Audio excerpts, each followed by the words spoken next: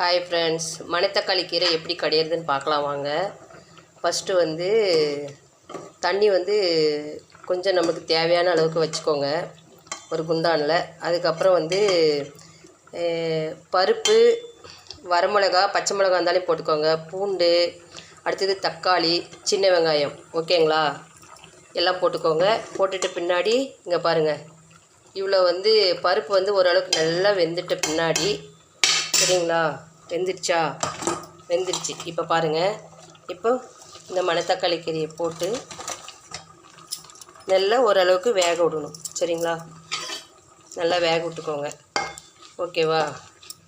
இது நல்லா வேகட்டும். கொஞ்சம் வெந்துட்ட பின்னாடி புளியை இத்திலூண்டு புளி போட்டு அப்புறமா இங்கே வேக வைக்கணும். லாஸ்ட்டாக புளி போட்டு வேக வச்சு எடுத்தாச்சு. இதை கடைஞ்சிடலாம், ஓகேங்களா? கீரை ரெடி ஆயிடுச்சு, கடைஞ்சாச்சு. பாருங்கள், கீரை குழம்பு ரெடி. Okay, thank you friends.